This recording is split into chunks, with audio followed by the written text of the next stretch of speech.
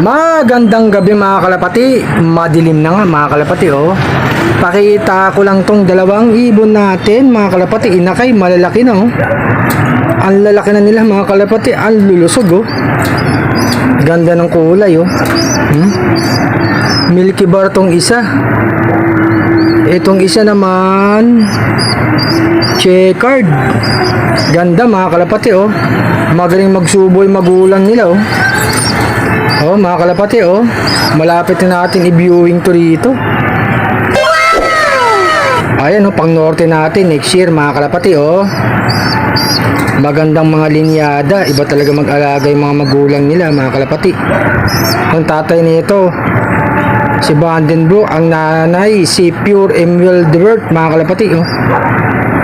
Yung mga alaga natin, ito, mga kalapati, oh. Madilim na nga, oh. Ginabi na naman tayo ng uwi. Maglilinis tayo ng loob natin mga kalapati. Marami na nga yung kulungan nila mga kalapati. May ibon dito, nabugaw ko sa kapitbahay natin mga kalapati. Inabot na ng dilim oh. Pasok na dun sa loob mo. Yan nga mga kalapati oh. Eto siya oh.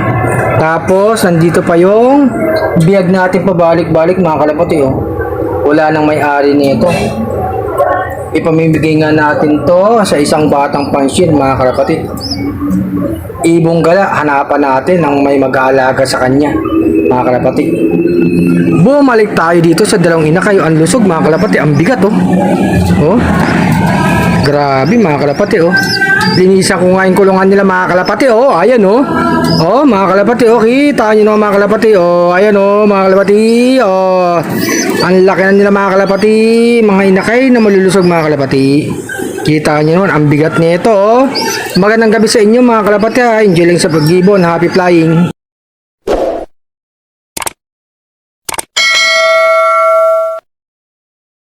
Magandang gabi mga kalapati.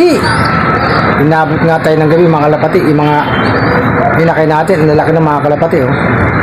Meron tayong pang norte next year ha mga kalapati ha. Support na kay Arsilop. Magandang gabi.